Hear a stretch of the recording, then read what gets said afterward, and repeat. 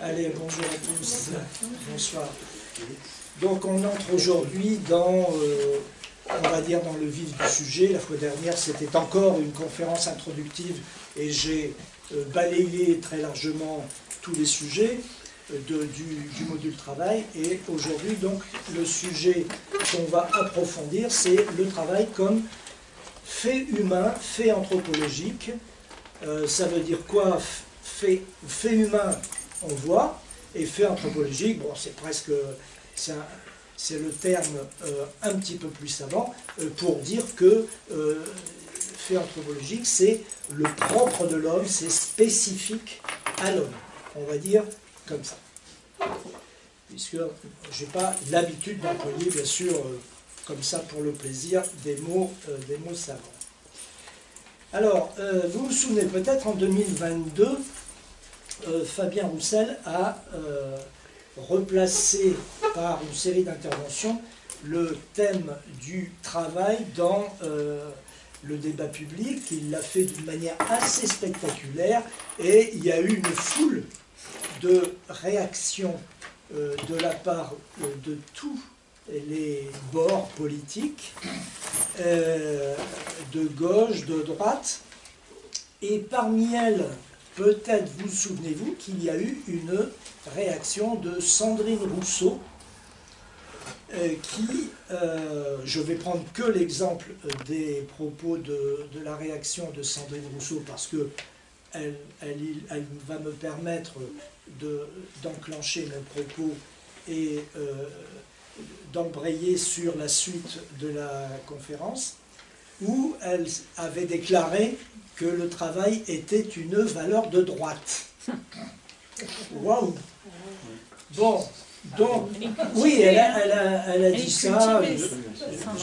J'ai un peu oublié dans quel contexte exactement, peut-être dans une interview, valeur de droite. Donc, beaucoup de réactions.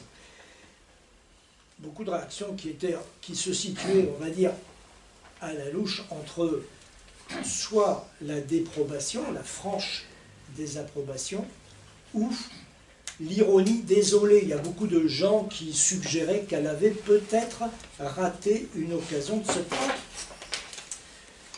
Bon, je vais dire pour commencer que cette question du travail, la valeur travail, le travail n'est ni une valeur de droite, ni une valeur de gauche.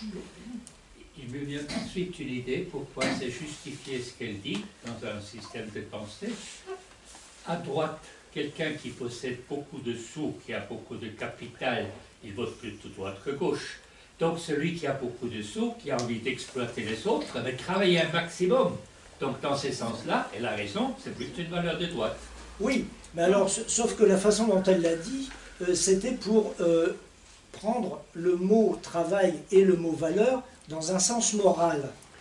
Donc, le capitaliste dont tu parles, pour lui, le travail, c'est une valeur, mais c'est une valeur qui produit de la valeur.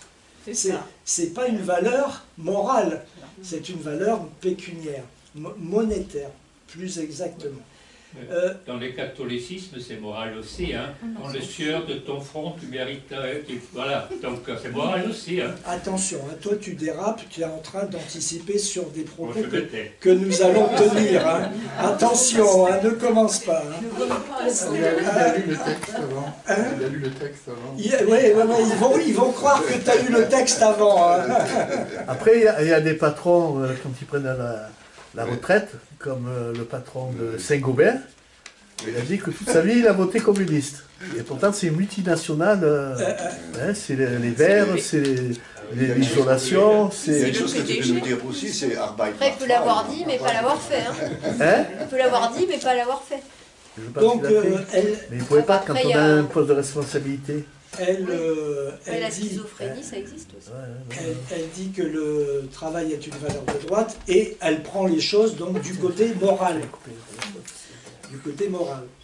Alors, moi, ce que je commence par dire, ça, c'est que le travail n'est pas une valeur morale, ce n'est donc pas une valeur de droite, ni de gauche non plus. Je vais commencer par dire, mais à la fin, je vais nuancer ce propos, je vais le moduler, et même très sérieusement, mais je commence par dire que ce n'est pas une valeur, c'est tout simplement un fait, une réalité. Le travail, quand nous considérons des sociétés comment dire, à mémoire d'êtres humains ou à mémoire de la préhistoire ou à mémoire d'anthropologie, on va dire, hein, donc pas d'êtres humains mais d'anthropologie, eh bien toutes les sociétés connues, non pas directement mais via l'histoire, la préhistoire, l'anthropologie, l'archéologie, tout ce que vous voudrez, eh bien elles connaissaient le fait, la réalité du travail. Donc, et le travail, c'est ce qui est, ce qui doit être, on va le voir chemin faisant, donc, de ce point de vue-là, Sandrine Rousseau ne ciblait pas la question correctement.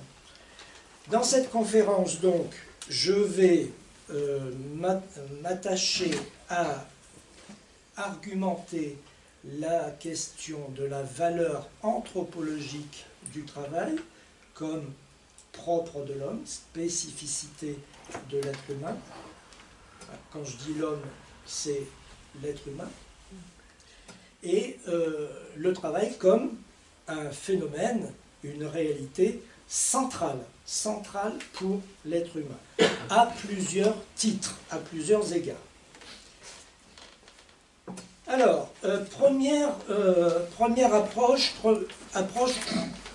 individuelle, personnelle du travail. Ensuite, je passerai à une approche plus collective en termes de rapport social. Le travail, c'est à la fois une réalité pour l'être humain, mais c'est aussi une réalité pour les groupes humains, pour les sociétés dans leur ensemble. Pourquoi ? Parce que c'est un rapport social. Mais ça, c'est la deuxième partie, pas tout de suite. Donc, le rapport, le travail comme réalité, quelque chose qui relève des faits. C'est quelque chose, on va le dire encore autrement, qui ne peut pas ne pas être, qui doit être. Qui ne peut pas ne pas être, qui doit être. Toute forme de vie implique une activité pour tirer sa subsistance de l'environnement.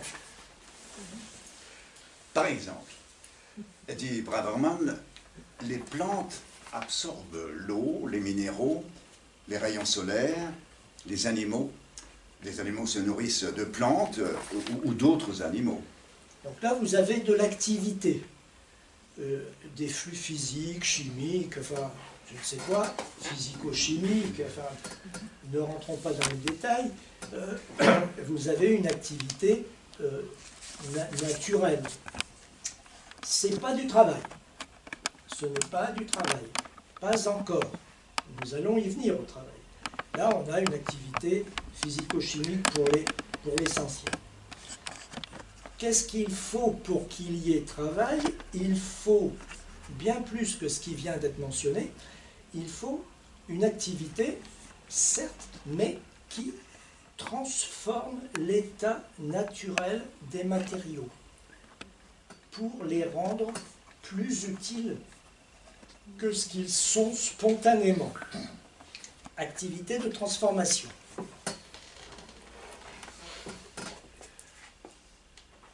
Vas-y. Là. Alors, je reviens un petit peu. Alors, à cet égard, hein, je vais revenir sur Braverman. Braverman, on peut dire, de l'oiseau, du castor, de l'araignée, de l'abeille et de la termite, qui construisent des nids, des barrages, des toiles et des abris collectifs. On peut dire qu'ils travaillent. On peut dire qu'ils travaillent, on va dire qu'ils travaillent, parce qu'ils transforment leur environnement. C'est ce que je disais il y a une demi-minute. Mais il s'agit là, dit Marx, d'une forme de travail qui n'est pas encore, dit-il, dépouillée de son mode purement instinctif.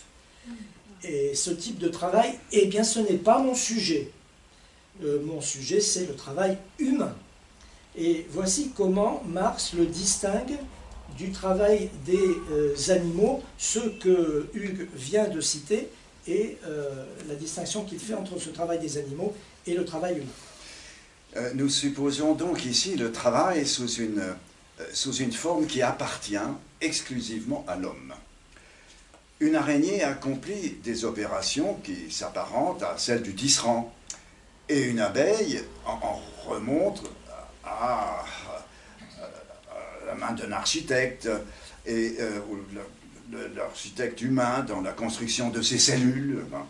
Mais ce qui distingue d'emblée le plus mauvais architecte de la meilleure abeille, c'est qu'il a construit la cellule dans sa tête avant de la construire dans la cire. Le résultat auquel aboutit le processus de travail était déjà au commencement dans l'imagination du travailleur, existait donc déjà en idée. Non pas qu'il effectue simplement une modification sous la forme de la réalité naturelle, il y réalise en même temps la fin propre qu'il vise, qu'il connaît, qui détermine comme une loi la modalité de son action et à laquelle il doit subordonner sa volonté.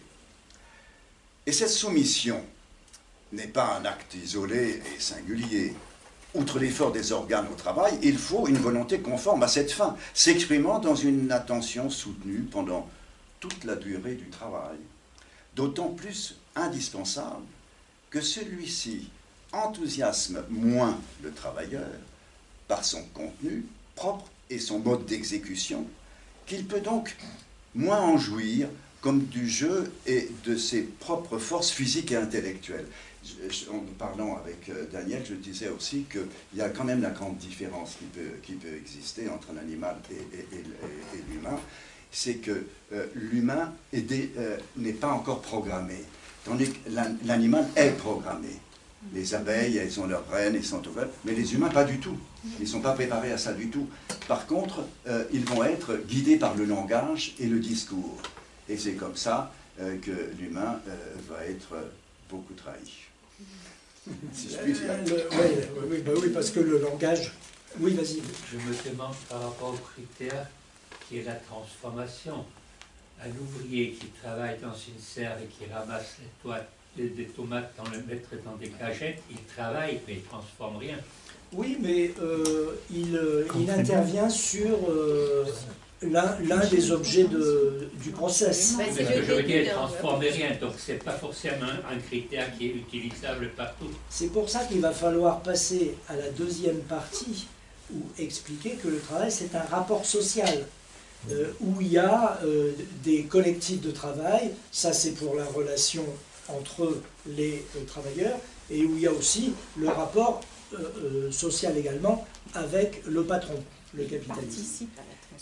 Voilà, donc bien sûr, mais on va, disons, au stade où nous en sommes, on va considérer que le travailleur, il intervient sur les objets qui font partie du process, qui sont manipulés au cours du process, et les bouger, les mettre de là à là pour qu'ils fassent ensuite l'objet de je ne sais trop quelle opération, et il n'y a pas, il faut que quelqu'un le fasse. Bien sûr.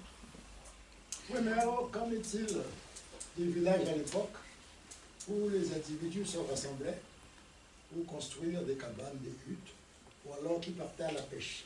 Et ils partageaient le butin, et ils partageaient aussi le fait de travailler pour les uns et les autres en construisant des huttes. Oui, c'était du travail. Donc ça, c'est du travail, et c'est un travail, sous-entendu qu'il s'inscrit dans le cadre de sociétés peu développées, disons, société pré-capitaliste, voire en société antique, par exemple, ou même avant.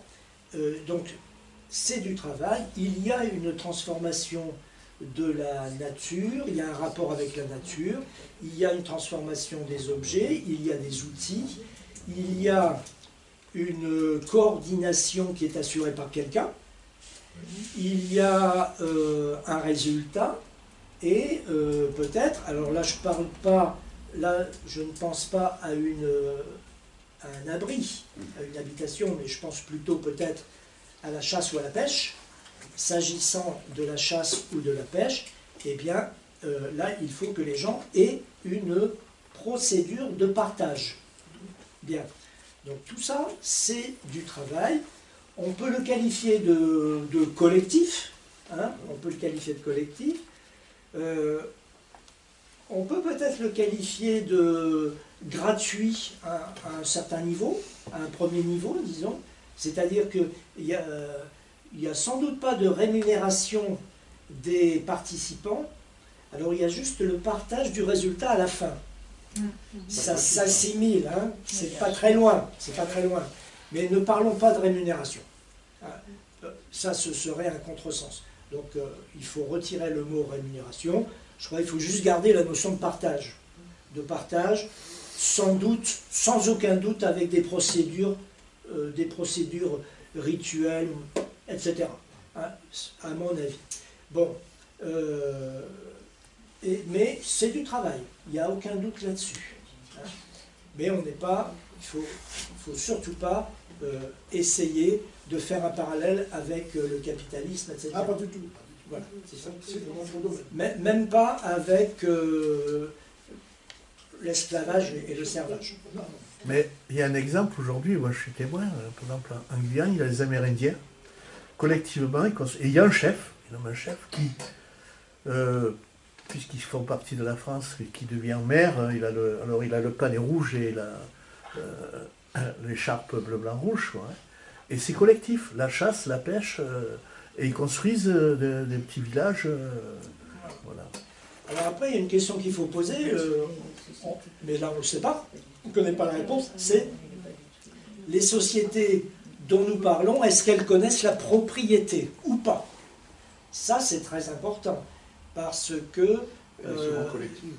Hein? Elle est souvent collective, elle aussi. Alors, elle peut être collective. Elle a d'ailleurs été, il faut le remarquer au passage, collective jusqu'à des temps très, très, très récents. Actuelle, je peux témoigner par exemple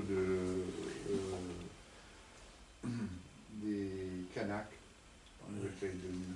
Encore maintenant. Qui aujourd'hui, dans les tribus, ont une vision collective de partage. Lorsqu'ils vont à la chasse, ils y vont à plusieurs, ils chassent pour la tribu. Aucun bien ne leur appartient en propre, tout appartient à la tribu. Il n'y a pas de propriété. Il n'y a pas de propriété privée. Un exemple de ce que j'ai vu là quand j'étais en Guyane, Macron a donné l'autorisation de mettre des panneaux solaires dans la forêt, à 20 km d'un village amérindien. Alors eux, il y a des manifs, on a envoyé les gendarmes et tout, parce qu'ils n'ont pas de titre de propriété. Mais eux, ils disent, mais nous, depuis des siècles et des siècles, on est chez nous. Bien sûr. Hein, dans la jungle. Et en plus, elle est protégée, normalement. Bien sûr. Bon, c'est important la propriété parce que, et aussi la notion de... Alors là, on est resté sur la notion de partage. Il faudrait aussi ajouter prudemment la notion de surplus économique. Bon, chasse et pêche, on va dire non. Techniquement, ça ne s'y prête pas. Encore que, on peut stocker avec de la saumure, enfin... Bref, j'y connais rien. En boucane, hein, avec les fumées, les conserves. c'est ça, c'est ça. Voilà, on peut stocker. Bon, mais combien de temps, je ne sais pas trop. La chasse, ça peut se stocker peut-être un peu mieux, le gibier, bon. Mais bon, je vais prendre l'exemple des céréales plutôt. Hein. Les céréales, donc, quand il y a un surplus, il y a un stockage. Je vous renvoie à Ernest Mandel là-dessus, qui est génial et qui fait une très très belle, a écrit une très très belle histoire en 4 volumes de l'économie, hein, une histoire de l'économie, mais dans une optique marxiste. Et donc ce que je vous cite là, c'est évidemment de mémoire, mais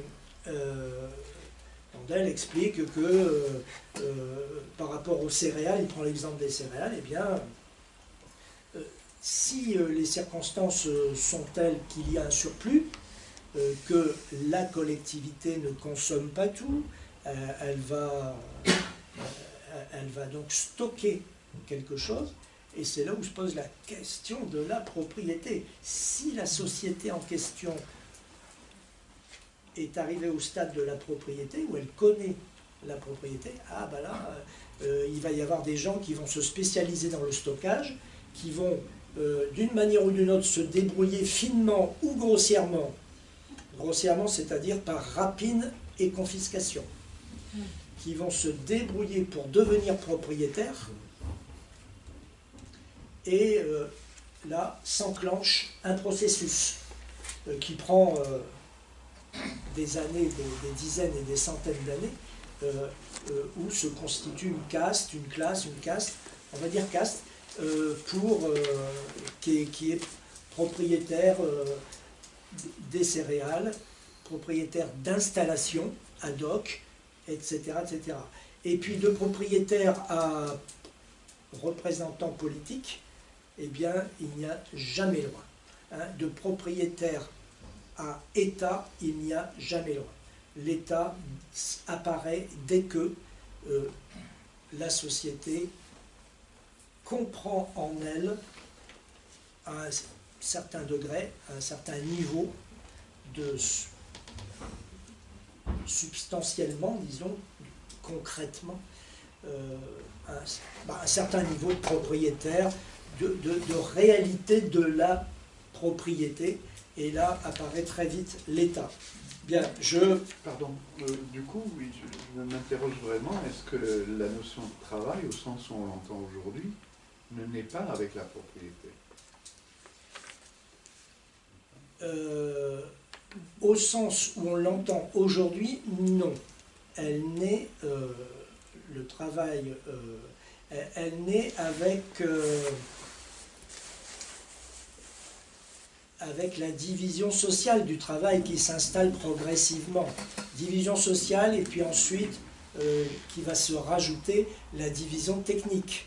Et c'est bien après, pendant jusque le Moyen-Âge, hein, et même les débuts du capitalisme, c'est la division sociale qui l'emporte très largement.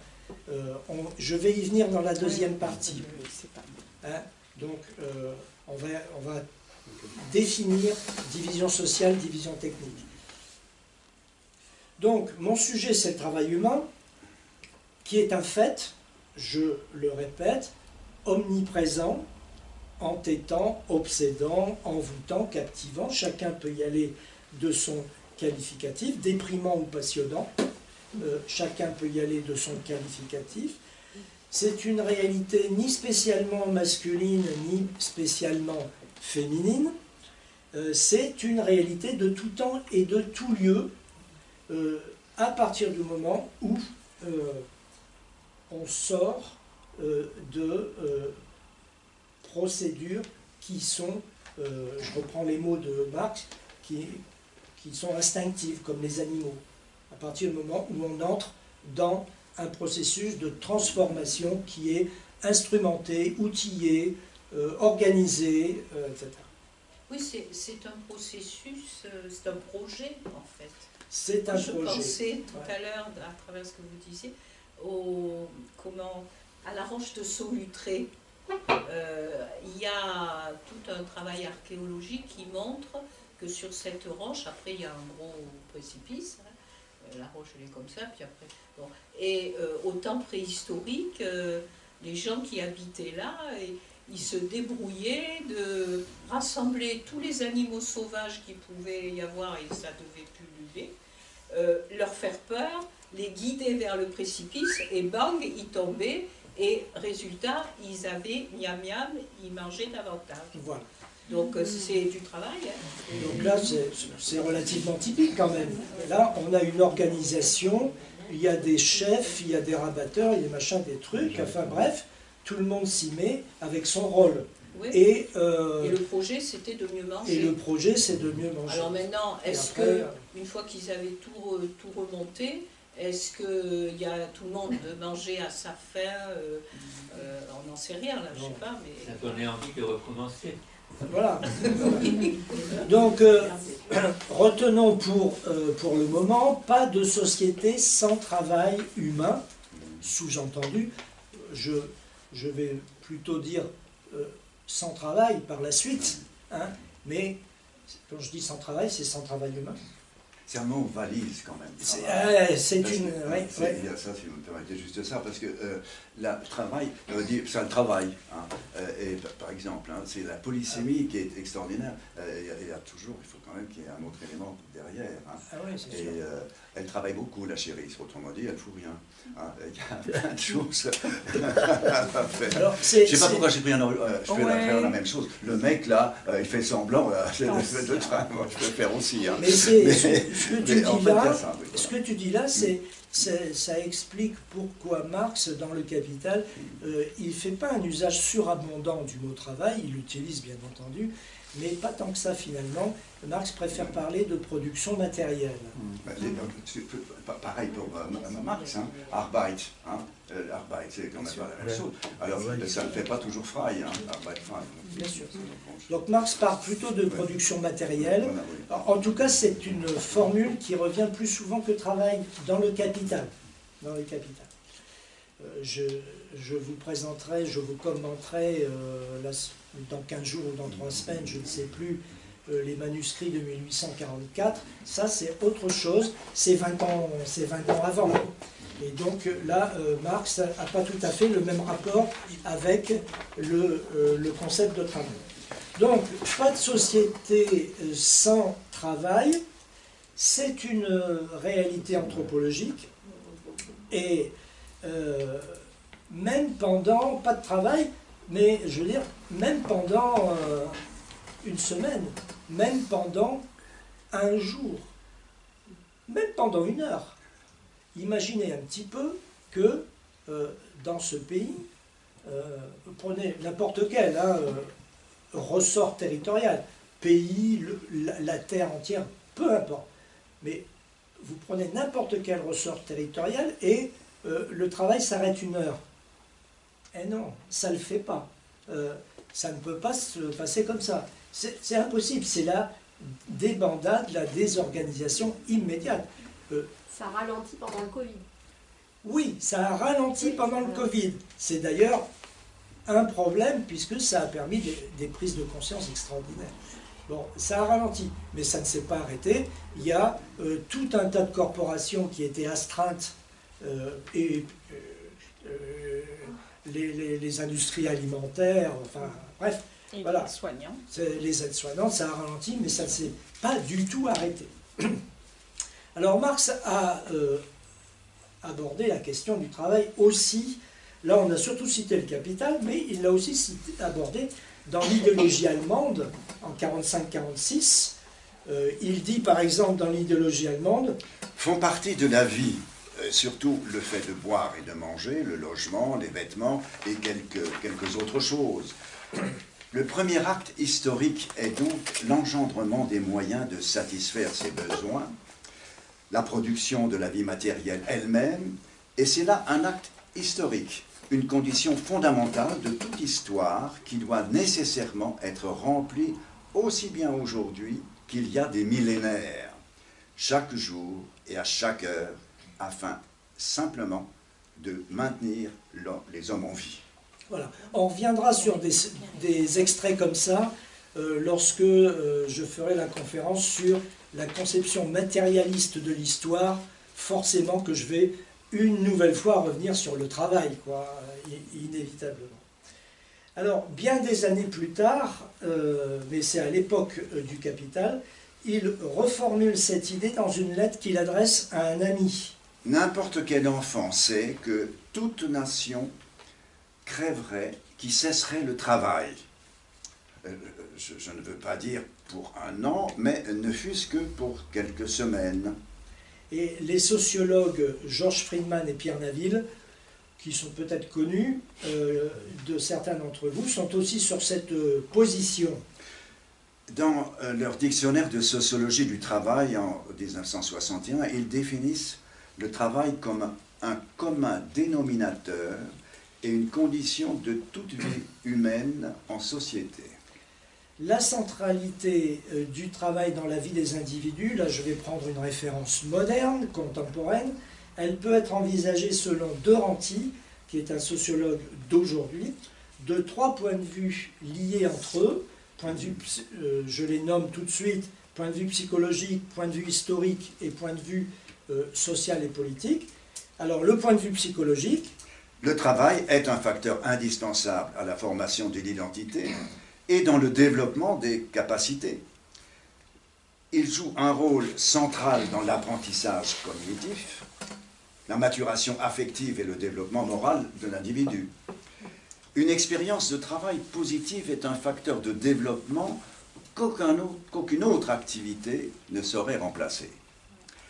A l'inverse, lorsque le travail n'offre pas ces potentialités de développement et de formation de l'identité, il devient un facteur perturbateur, provoque des dysfonctionnements psychologiques et même la formation de complexes pathologiques dont la vie cognitive, affective et morale du sujet.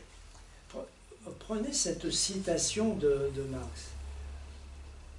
On pourrait la trouver dans la bouche des syndicalistes, un petit peu différemment forcément, hein, un peu retravaillée, mais on pourrait la trouver dans une délégation, dans la bouche de syndicalistes. Point de vue historique. De Ranti indique que la domination générale des femmes par les hommes s'est structurée autour de l'organisation du travail. Le travail est à la fois un enjeu central de cette domination et l'un de ses principaux vecteurs. Et le point de vue social et politique, enfin, est dans la droite ligne des 2 aspects précédents qui viennent d'être évoqués. D'un point de vue, le travail joue aussi un rôle incontournable dans la structure de la qualité des relations sociales et de la vie politique. Et dans le contexte où les femmes sont reléguées, on vient de l'évoquer très très vite, elles se retrouvent également, bien entendu, c'est logique, ségrégées dans les relations sociales et dans les représentations symboliques. De Ranti indique, par exemple, suivant cela d'Amanja. Christophe d'Armanjat, c'est un autre anthropologue.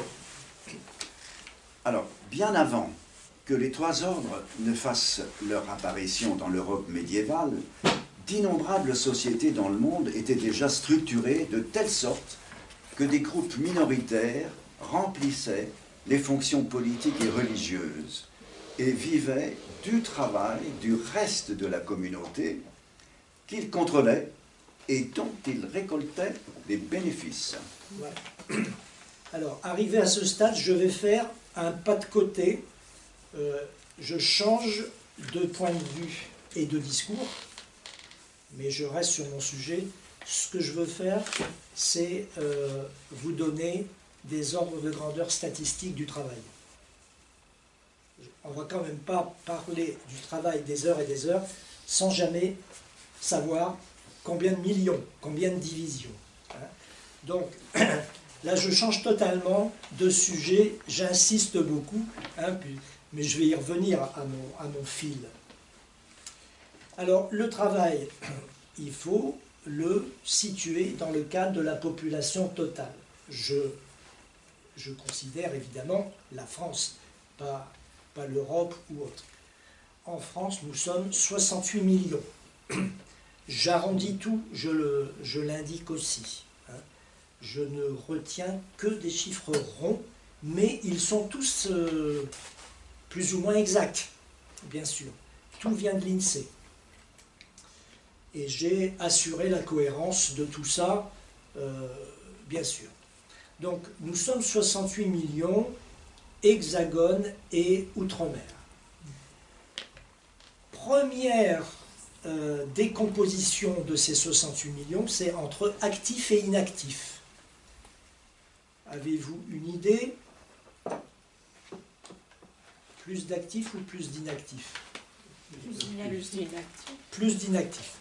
30,5 millions d'actifs, 37,5 millions d'inactifs. Ah, première décomposition. Je m'occupe des... Alors oui, actif, actif, inactif. Qu'est-ce qu'un actif? Dans la définition là, hein, ça n'a plus rien à voir avec Marx, attention, hein, attention, attention. C'est la définition du Bureau international du travail. Il s'agit, les actifs, de personnes de plus de 15 ans qui occupent un emploi ou en recherche un. Point. Voilà. C'est tout. Personnes de plus de 15 ans qui occupent un emploi ou en recherche un. Donc, les actifs, les 30,5 millions. Vous avez ceux qui sont en emploi et ceux qui ne sont pas en emploi, hors de l'emploi. Ceux qui sont en emploi sont les plus nombreux, bien sûr. Peut-être que vous pouvez dire combien ils sont, puisque à la télé, vous entendez souvent mentionner 7%. Oui, 7, 8, 9, 10, voilà, selon les années. Donc là, 30,5, si je prends 10%, ça fait 3. Alors, oui, on va y venir. Donc, ça fait 3. Bon, là, je suis à 3. Hein. Je suis à 3, c'est dans ces années-ci. Hein. Je ne cherche pas une cohérence totale et complète, mais à la louche, on est à 3. Donc, 27,5 pour les actifs qui sont dans l'emploi. On peut être dans l'emploi de plusieurs manières. Dans l'emploi salarié ou bien non salarié. On les appelle aussi les indépendants. Les indépendants. Hein. Bien, la mutuelle sociale des indépendants. Les théâtreux.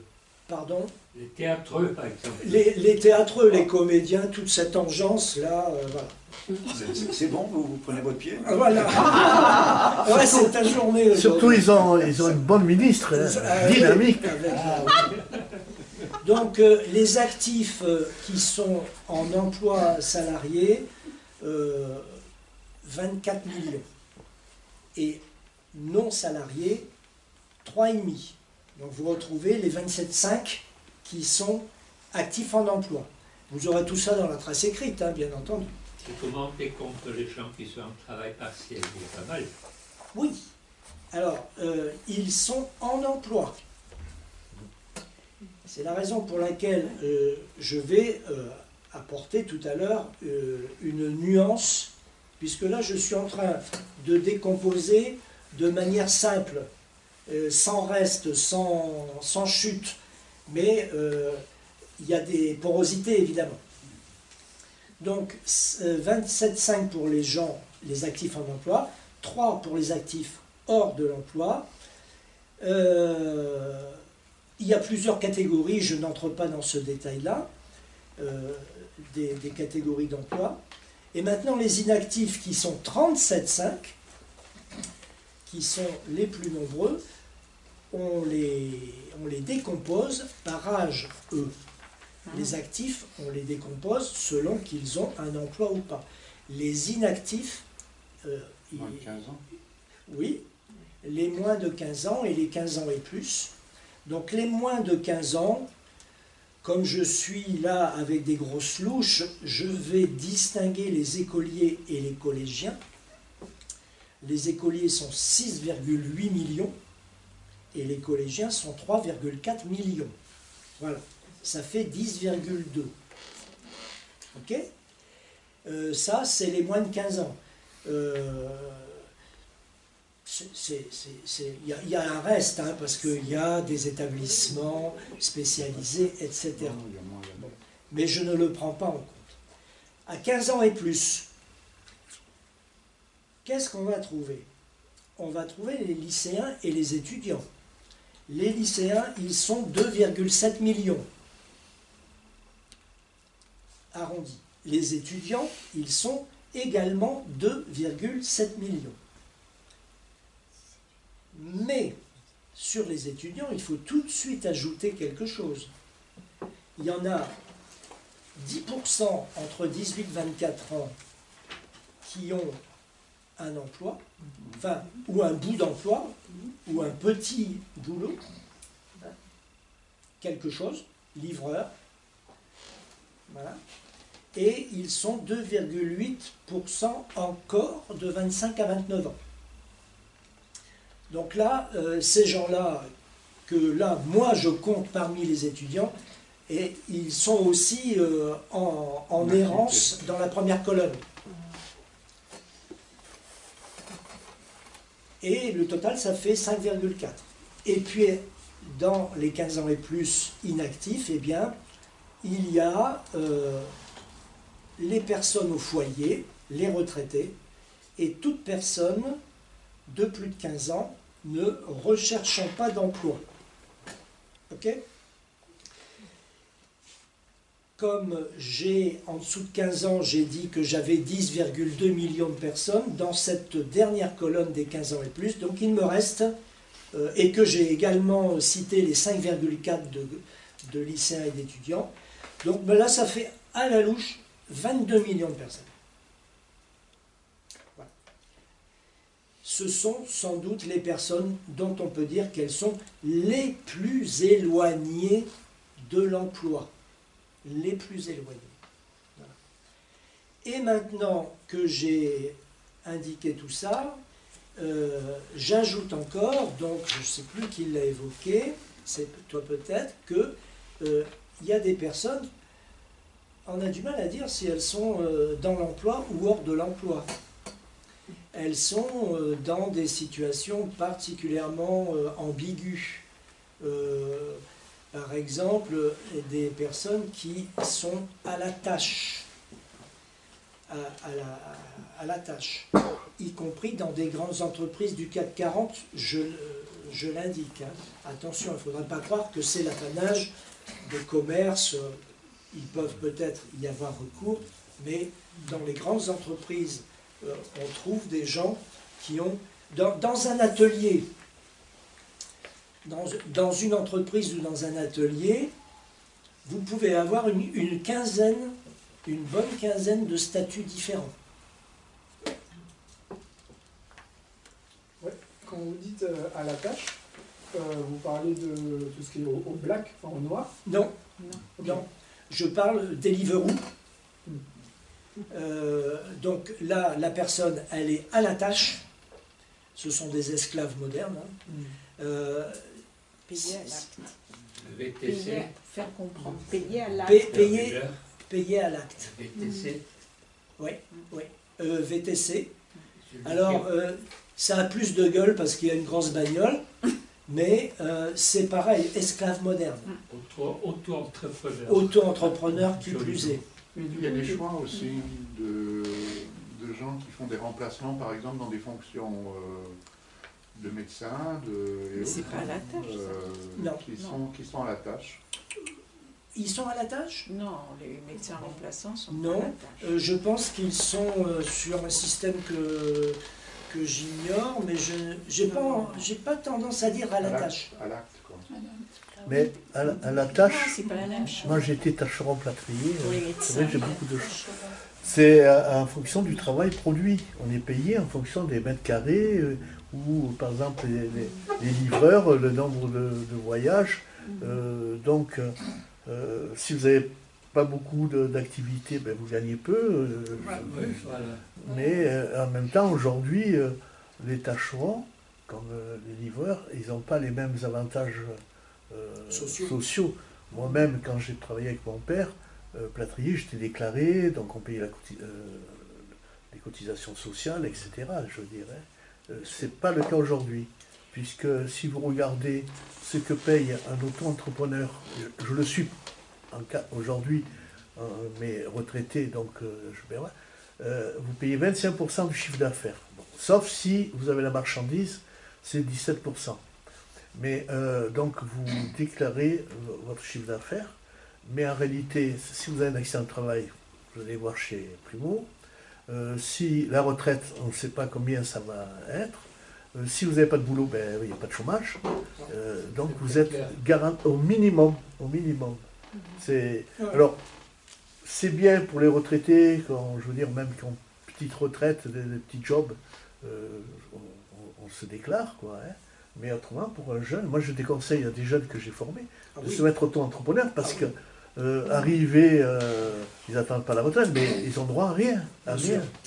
Mais on disait à la tâche, la différence avec les médecins dont parlait monsieur, c'est que ces médecins ont des assurances, les médecins remplaçants, ils sont dans des systèmes d'assurance, etc. Ils ne sont pas à la tâche comme ces petits jeunes qui vont faire des livraisons, etc. Qui après, s'ils ne le font pas, ben, ils n'ont rien. Voilà. Non, je pense pas. Je ne sais pas non plus comment ils sont rémunérés. Donc je ne peux pas répondre. C'est au nombre de voyages. Non, les médecins. Les médecins. Ah, les médecins. Je ne pensais pas à la situation. Non, je ne pense pas. Ils voyagent dans le monde.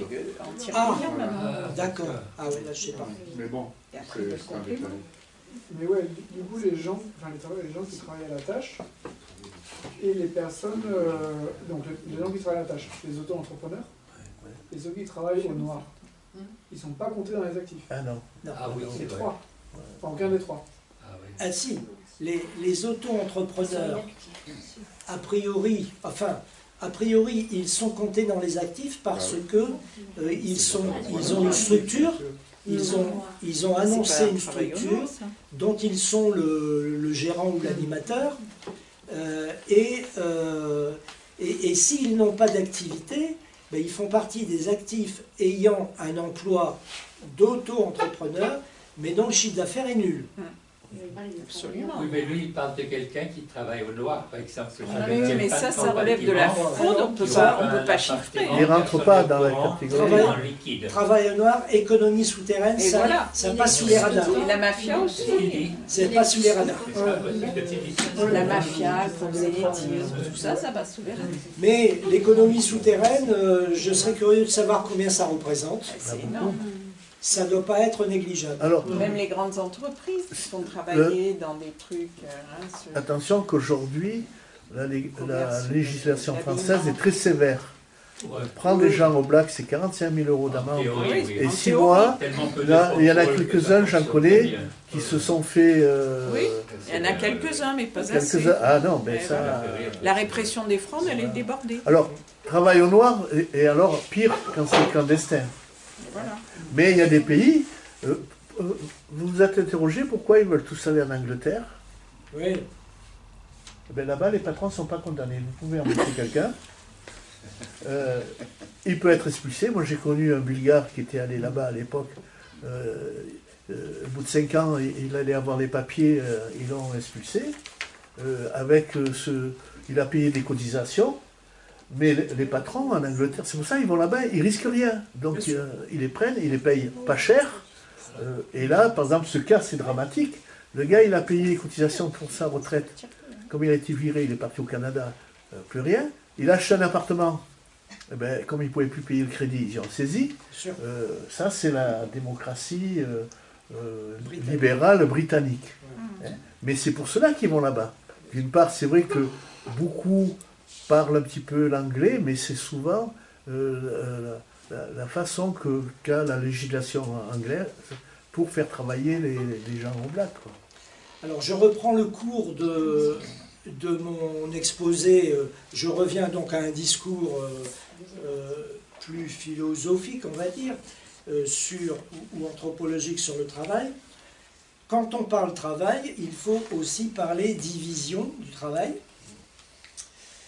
Évoquer cette question de la division du travail. Alors bien sûr là, il faut tout de suite faire un distinguo entre les sociétés pré-capitalistes et capitalistes, hein, évidemment, c'est essentiel, on va le voir. Les sociétés pré-capitalistes, elles connaissent la division du travail, bien sûr, beaucoup de sociétés connaissent la division du travail, mais c'est une division du travail qui se limite à une simple distribution des tâches, des spécialités et des travaux productifs qu'il y a à faire entre les membres de la société. Cette division des tâches, elle peut être fluctuante, elle ne l'est pas nécessairement, mais elle peut l'être, c'est-à-dire qu'on peut passer d'un métier à l'autre. Ce n'est pas obligatoire non plus, mais c'est une possibilité qui est toujours présente. Chaque individu doit être capable. Dans une société primitive en particulier, chaque individu doit être capable de passer d'un métier à l'autre. On parle là de division sociale du travail.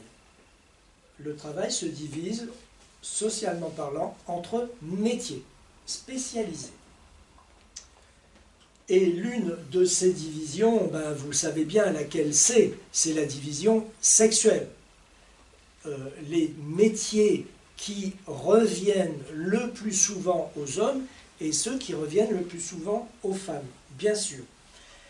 Et c'est une forme de division qui est observable dans toutes les sociétés, dit Marx. Donc, je le rappelle, division sociale du travail. Dans la société capitaliste, les choses prennent une autre tournure. Bon, la division, enfin, la manufacture, hein, la manufacture, d'abord la manufacture éclatée, puis la manufacture réunie, puis encore l'usine. J'ai évoqué dans les deux conférences sur l'OST et le Fordisme, j'ai évoqué tout cela en septembre dernier, je n'y reviens pas, mais je reviens sur la grande différence entre la division sociale et la division là qu'on appelle technique. La grande différence, c'est que dans la division technique, manufacture-usine, le métier, il a explosé en plein vol. Terminé. L'OST et le Fordisme, quelle est la particularité, une des grandes particularités, c'est de faire éclater le métier.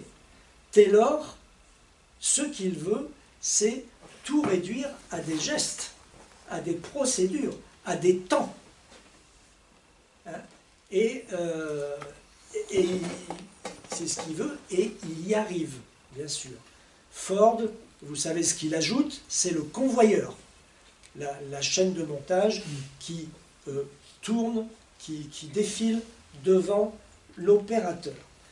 Je n'insiste pas, on a évoqué tout ça. Donc, division sociale, division technique. La division technique, voilà comment Braverman l'a décrit. Elle détruit les métiers et rend le travailleur incapable de s'acquitter d'un processus de production complet. Alors que la division sociale du travail parcellarise la société, la division parcellaire du travail parcellarise l'homme ou la femme. Braverman poursuit ainsi. Et alors que la parcellarisation de la société peut rehausser l'individu et l'espèce, la parcellarisation de l'individu, si elle est menée sans considération des capacités et des besoins de l'homme, c'est un crime contre la personne et contre l'humanité. Carrément. Voilà, donc ça, c'est pour la présentation du travail comme activité individuelle, personnelle, avec ses effets sur la personne. Je passe à la présentation du travail comme rapport social. Donc c'est un petit peu plus loin. Je suis en train de gérer le temps. Hein? N'en profite pas.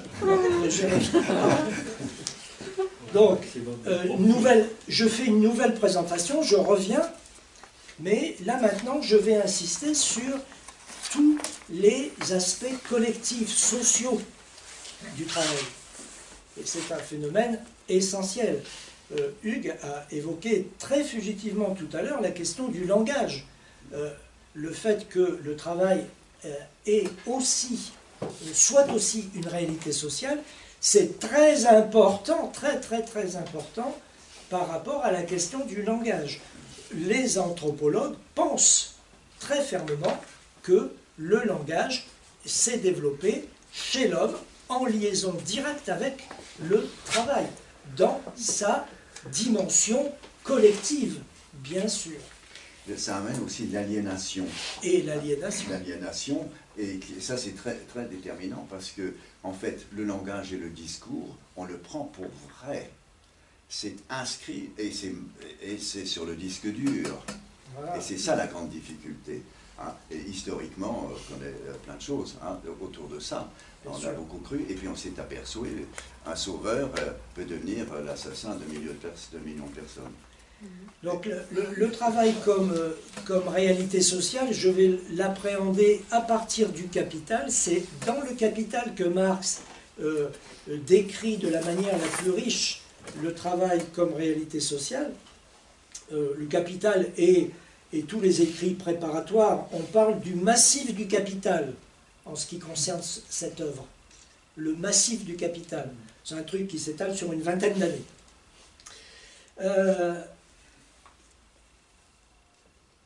Et ce que je vais faire, je vais résumer certains passages du Capital qui sont classiques, canoniques. Je vais les résumer et je vais vous présenter, j'emploie souvent cette expression, une espèce de gâteau marocain très dense. Je vais vous présenter un texte où tous les mots clés figurent de Marx. Et à chaque fois que j'en prononce un, je vais vous faire entre guillemets. C'est comme du loukoum. Du loukoum, c'est par exemple. Donc,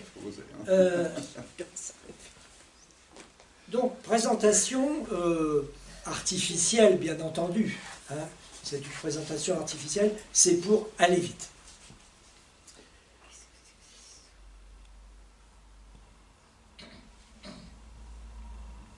Donc, dans cette présentation, je vais me hausser au-dessus du point de vue qui était le mien jusqu'à présent, où j'étais sur une personne, un individu, un sujet. Et maintenant, je vais saisir les mêmes personnes ensemble dans le cadre de communautés, de groupes. Je vais les saisir dans un rapport social, forcément situé historiquement, bien entendu. Donc c'est pas à n'importe quel moment, c'est toujours le rapport social à tel moment, à tel autre ou à tel autre.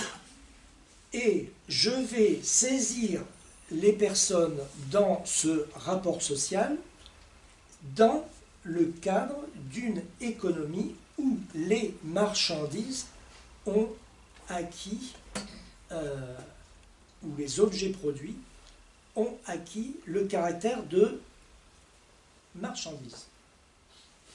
Donc, elles sont marchandisées. Pas seulement les produits qu'on fabrique, mais aussi le travail. Il s'achète et se vend. C'est pas le travail. Marx ne dit jamais ça comme ça. Il dit la force du travail. Et même il va plus loin. Il dit le temps d'usage. Quand il dit les choses le plus précisément, c'est le temps d'usage de la force de travail. Qu'est-ce que ça veut dire? Eh bien, c'est 5 heures. Combien d'heures par jour? 35 heures par semaine. Ah oui, d'accord. Voilà, 35 heures. Enfin, pour aujourd'hui. Donc, je résume là encore Marx. Les toutes premières formes, non pas de capitalisme, mais des formes économiques qui commencent à s'en rapprocher, on va dire, ce sont des formes de capital commercial, de capital financier, 15e, 16e, 17e. Là, en Angleterre, oui, le capitalisme agraire, c'est à partir du 15e, 16e. Mais pas dans les autres pays. C'est juste du capital commercial. Alors, les toutes premières formes de capital commercial et de capital financier, je dis 15e, les choses vont aller en s'accélérant au fil des siècles, bien sûr, le 16e, le 17e, encore plus le 18e pour la Grande-Bretagne. Et puis, va venir un moment où va se développer la manufacture. Ça, c'est un mot qui n'est pas spécifique à Marx, mais qui est omniprésent dans le chapitre 1 du Capital. On va voir ça le 8 février, avec la projection du documentaire de Stan Newman, mais pas ici à Garibaldi, le 8 c'est un jeudi. Le premier chapitre du documentaire de Stan Newman, il porte sur le développement du capitalisme industriel en Grande-Bretagne au XVIIIe. Donc ça c'est vraiment un temps, un moment particulièrement fort et significatif. On va regarder ça.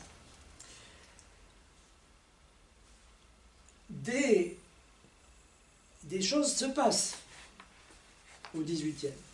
Des millions de gens se retrouvent sans emploi, sans propriété, se retrouvent totalement dépossédés. Dépossédés, le terme est de Marx, totalement dépossédés, et le terme canonique, c'est prolétarisé. Prolétarisé, ça veut dire nu comme un ver, dépossédé. Voilà. Non plus quoi pour subvenir à leurs besoins, non plus qu'à vendre leur force de travail. Aller se faire tanner.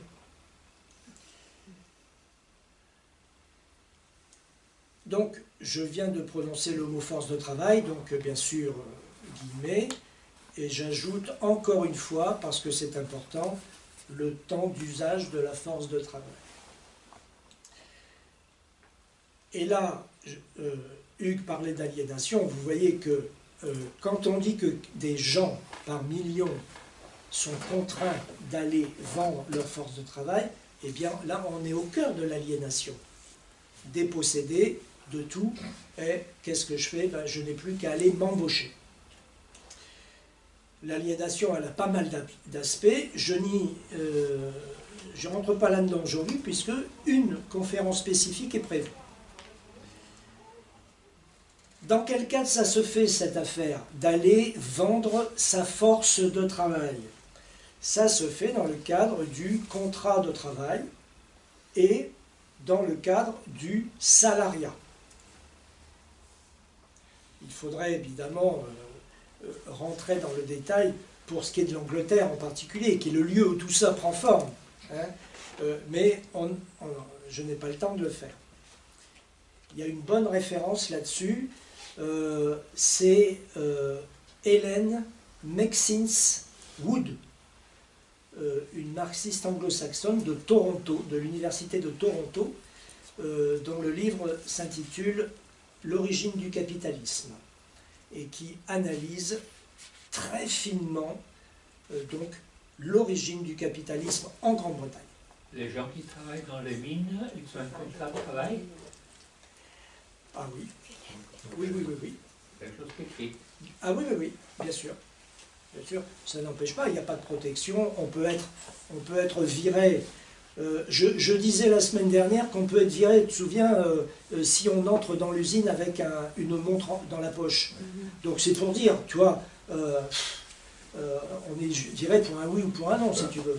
Hein? C'est un contrat très relatif, quoi. C'est quand même relatif, bien sûr. Il n'y a pas de syndicat. C'est pas le CDI. Oui, juste une précision. Qu'est-ce que vous appelez le capitalisme agraire et le capitalisme commercial? Parce que le capitalisme financier, je peux à peu près Oui. imaginer, mais... Oui. Ah. Alors, le capitalisme agraire. Qui est un des premiers, c'est ça? Enfin, un des premiers? Eh bien, oui. Alors, il faut que... C'est relatif à la Grande-Bretagne. Tout le monde pense que le capitalisme est né en Grande-Bretagne au XVIIIe siècle avec le développement fulgurant des manufactures. Eh bien non. Il a été précédé par le capitalisme industriel a été précédé par le capitalisme agraire. La genèse de cette histoire, elle est complexe. Je vais vous en présenter une version courte, par manque de temps. Mais, on va dire, l'aristocratie anglaise n'a rien à voir, 15e, 16e, hein, n'a rien à voir avec l'aristocratie française à la même époque. Premièrement. Deuxièmement, l'État anglais est bien plus centralisé et efficace que l'État français à la même époque, avant la Révolution, donc, hein, bien sûr. Après, c'est autre chose. Mais avant, donc 15e, 16e, 17e. Et ce sont deux éléments de contexte qui ont entraîné le fait que l'agriculture s'est vite installée dans une logique de profit. Profit, c'est trop vite dit. Vous allez trop vite en besogne. Des valeurs. Dans une logique, on va dire seulement, d'amélioration. Maxine Wood dit une logique d'amélioration. De quoi? De la production. Amélioration des process. Voilà. Bon. On commence par cette logique d'amélioration des process. Pourquoi donc? Eh bien, c'est là où il faut forcément parler de la question du marché, le concept de marché. Le marché, vous pouvez l'envisager sous deux aspects fondamentaux.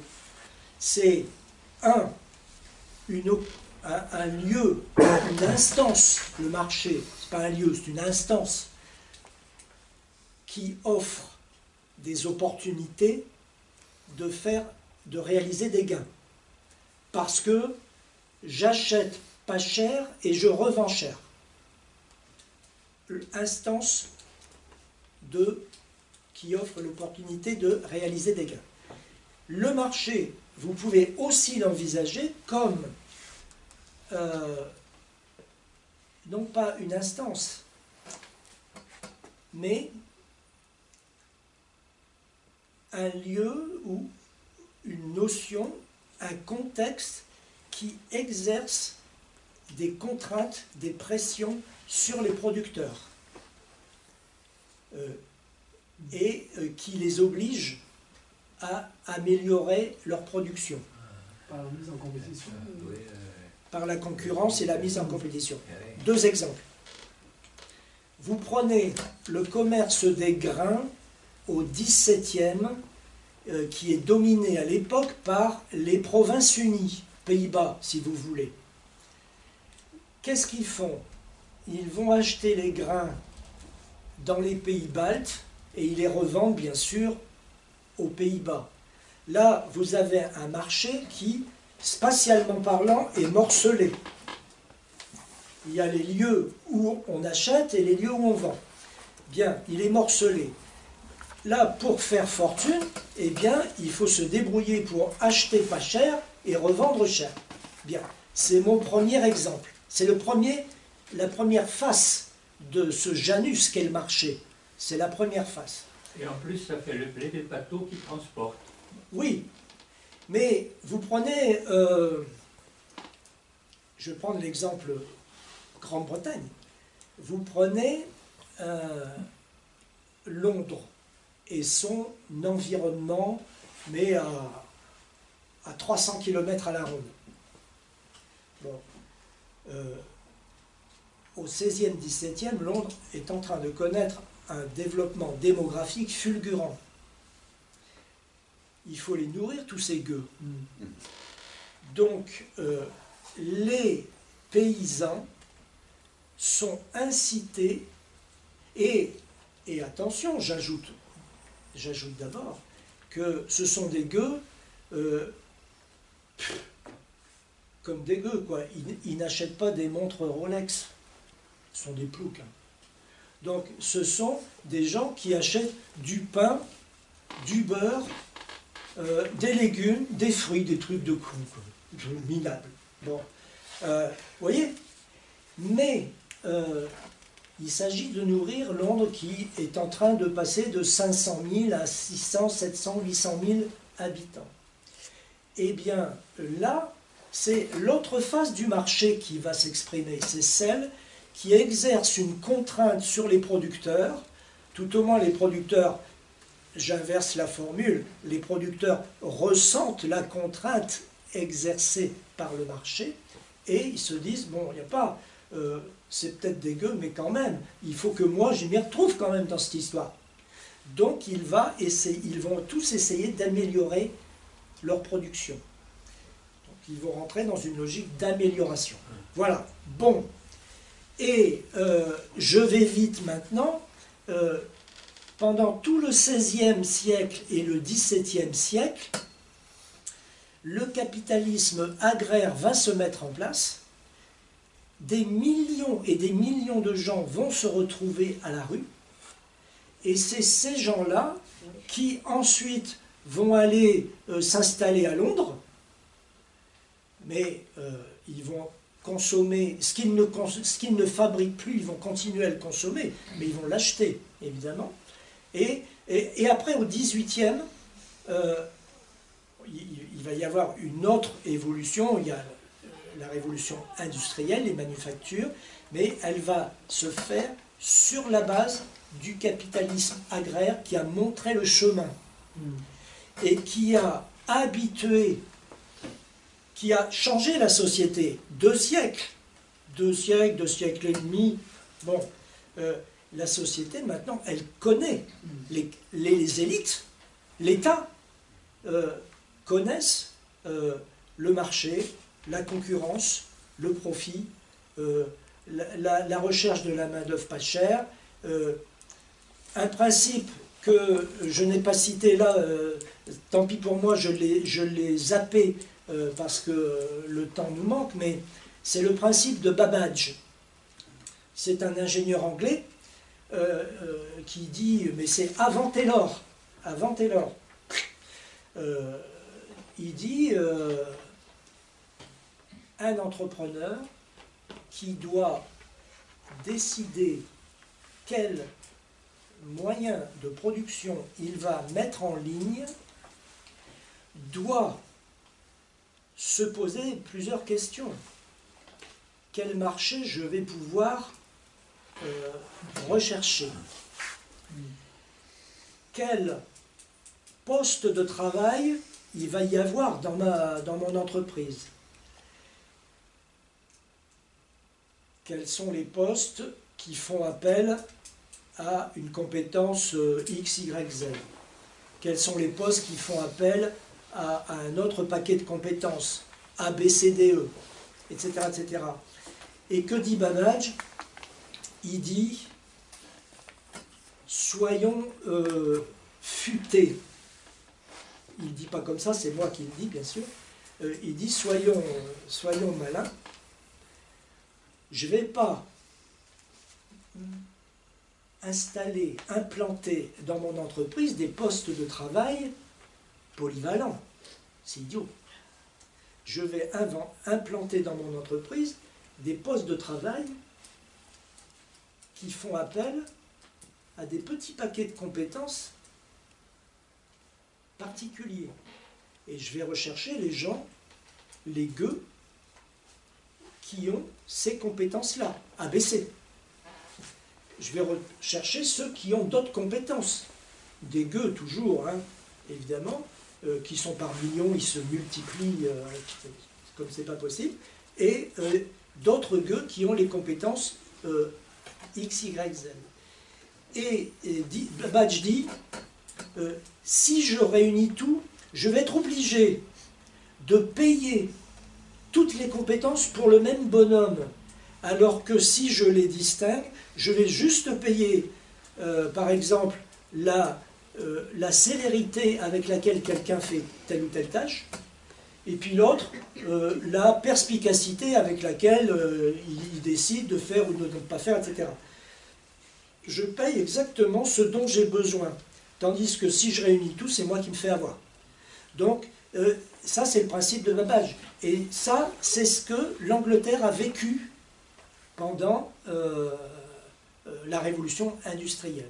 C'est ça que vit l'Angleterre pendant la révolution industrielle. Mais on l'a vécu, nous, dans les années 70, quand on a créé les OS et les OP. Parce qu'avant, il y avait un ouvrier, c'était polyvalent, etc. Mais là, on a classifié les OS télémanœuvres, disons, ceux qui étaient sur des postes fixes, sans formation. Et après, il y avait les OP, OP1, OP2, OP3. Voilà, voilà. Donc, la notion de travail, en général, Tu sais, Babbage. Ah ben Babbage, il est là. Ah ben voilà. Ah ben, Voilà. En fait, voilà. On va le citer. Dans la mythologie du capitalisme, le principe de Babbage est présenté comme un effort pour préserver les talents exceptionnels, entre guillemets, en ne donnant aux travailleurs qualifiés que des tâches que seuls peuvent accomplir, en ne gaspillant pas les ressources sociales. Là, c'est le principe de Babbage. Voilà. Et là, c'est le principe reformulé par les capitalistes d'aujourd'hui. C'est-à-dire pour, comment dire, faire passer les vessies pour des lanternes. Dans la formulation de Babbage, il dit ceci, page 11. Le maître d'une manufacture. Voilà, ça, on est dans le texte précis. En divisant le travail pour qu'il soit exécuté en différentes opérations exigeant chacune des degrés différents d'adresse ou de force, peut acheter exactement la quantité précise de chacune de ces qualités adresse ou force qui sera nécessaire à chaque opération.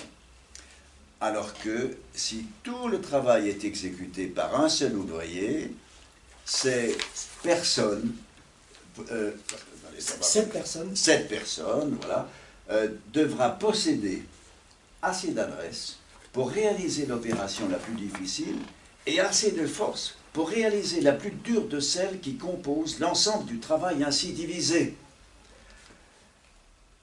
Il y a une autre formule aussi. Dans une société fondée sur l'achat et la vente de la force de travail, parcellisera, oh là là, je ne vais pas y arriver, chaque métier sera parcellarisé. Merci de l'avoir proposé. Et pour que chacun prenne la meilleure partie du marché, grosso modo. Hein, c'est ça. Voilà. Alors, dans la mythologie du capitalisme, oui, ça y est, là, on l'a dit, ça, oui. Je suis désolé, donc, c'est parcellarisé, c'est du mal. Oui. Donc, le principe de Babbage, Braverman, dans le travail et le capitalisme monopoliste, le commente abondamment. C'est un principe essentiel pour tout entrepreneur, y compris pour aujourd'hui. Donc, on va avancer un petit peu. Si je reviens à la notion de travail en général, donc ce n'est pas un long fleuve tranquille, bien entendu, le travail, c'est dur, c'est éventuellement à risque, bien sûr, les mineurs, c'est un exemple très important. ça réclame du sérieux, des efforts, de la douleur, etc. etc., etc. Bien. Ce n'est pas pour rien que la religion fait du travail une malédiction divine, que Helmut, je crois, citait. Tu gagneras ton pain à la sueur de ton front. Voilà, bien sûr. Hein. Bien. Mais à côté de ce côté douloureux, il y a aussi des aspects positifs. Bien entendu, je pense qu'il faut aussi insister sur le fait que le travail, c'est quelque chose qui est conscient et réfléchi, qui met en œuvre, qui mobilise des capacités de haut niveau chez chacun, qui peut passionner les uns ou les autres, etc. Bien entendu. On est bien d'accord que c'est aléatoire, c'est varié, c'est pas forcément les cas les plus répandus, etc., etc., bien entendu. On connaît tout ça. Je vais en parler quand j'évoquerai la souffrance au travail dans quelques semaines, d'ici un mois ou deux. Pardon ? L'étymologie, tripalium. Et l'étymologie du mot travail, c'est trepalium, qui en latin veut dire supplice. Ouais. Ce n'est quand même pas pour rien. Voilà. Donc il y a ce côté, douloureux. C'est du masochisme. Ah pardon. Ouais. Puis la dimension que je rajouterais, c'est qu'au-delà du plaisir et que ça nous fait nous dépasser dans certaines tâches ou quoi, c'est que ça donne aussi un cadre, voire du sens dans la vie.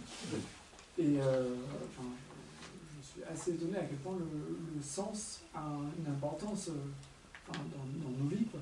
Bien sûr. Pour être même en bonne santé. Absolument.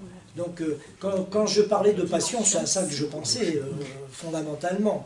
Il y a des personnes qui donnent un sens à leur vie par le travail, et très principalement par le travail. Et c'est bien. Mais c'est tout le monde en fait. Mais disons qu'un livreur de Deliveroo, c'est peut-être pas la même chose. Il a peut-être pas un livreur de Deliveroo. Et quel travail. Non, mais c'est vrai. Tu veux dire, dis ce que tu veux parce que je comprends pas. Ça change un peu. Je dis la dimension psychologique. Pas le plus fort que je puisse enregistrer. Non, mais il y a des gens pour qui c'est une psychothérapie, mais ça dépend du travail, évidemment. C'est-à-dire que si ils ne travaillent pas, tout de suite, ils sont malades. Ils sont malades. Oui. Mais monsieur, il disait ça change dans la vie. Ça dépend du travail. En général, c'est un travail valorisant dans ce cas. Le travail n'est plus aussi fondamental dans les nouvelles générations. Sans doute. Oui. Mais c'est une question. La famille, l'amitié, la découverte du monde. L'épanouissement. Mais ce n'est pas forcément la faute des gens.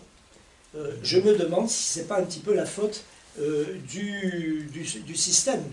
Oui.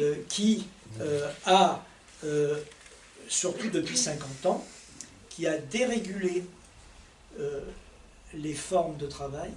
On l'a évoqué, souvenez-vous, dans une conférence l'année dernière, qui a dérégulé le travail, avec maintenant la multiplication des CDD, des tâcherons, des ceci, des cela, etc. Et qui a écœuré des millions de gens du travail qui ne se retrouvent pas, qui n'arrivent pas à exprimer leur être, leur capacité dans les formes de travail qu'on leur propose. Voilà.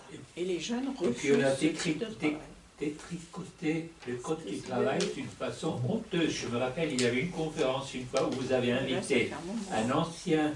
comment ça s'appelle, contrôleur du travail. Inspecteur du travail. Inspecteur du travail qui nous en a parlé. Mais c'était très intéressant et c'était vraiment très parlant. Bien sûr, bien sûr. Wow.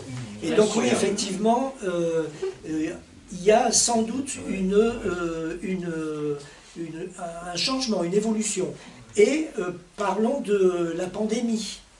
La pandémie a représenté un moment où les gens qui étaient le nez dans le guidon depuis quand? Depuis des dizaines d'années, peut-être pour certains.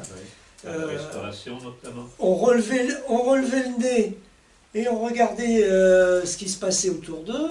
ils se sont retrouvés tout seuls dans leur appartement, une heure par jour pour sortir, etc., etc. Bon, ces personnes-là, sans doute qu'elles ont réfléchi, qu'elles veuillent ou non, qu'elles le veuillent ou non, elles ont réfléchi et elles ont peut-être pris des résolutions, enfin, etc., etc. Une chose est sûre, c'est que quand l'activité économique est repartie, nous avons connu un moment de, comment on a appelé ça, changement des valeurs. de désertion. Oui, le phénomène était le même aux États-Unis. Et le phénomène était le même aux États-Unis que chez nous. L'activité. L'activité, on en a besoin. Mais cette activité, il faut qu'il y ait un accord et une forme de jouissance. Alors, travailler c'est bien, mais si j'aime pas ce que je fais, ça c'était. Regardez les retraités. Les retraités, je n'aime pas beaucoup le mot d'ailleurs, c'est se retirer, quoi, en fait. Hein. Ils se retirent, certains, et ils sont devant leur télé, et puis au bout de 6 mois, ils dépriment, et pour certains, se suicident. Et on ne parle jamais de ça, parce qu'ils s'emmerdent. Et puis parce qu'on a besoin d'activité, mais une activité où il y a une forme de jouissance. Moi, j'ai connu des gens qui étaient stressés parce que la retraite arrivait, l'âge de la retraite arrivait, des chefs d'établissement, qui étaient en stress, comment dire, presque en panique. En panique. Moi, des gens, j'allais prendre mon petit déjeuner chez eux le matin. Qui leur faisait beaucoup de bien. Voilà, pour les accompagner, pour discuter, etc. Ils étaient en panique parce que l'âge de la retraite arrivait. Et bon, tout ça pour dire quoi? C'est que le travail, c'est central par rapport à la vie d'un être humain. C'est ce qui lui donne du sens. Et quand il n'y a plus de sens, et c'est là où on est souvent dans les situations de souffrance au travail.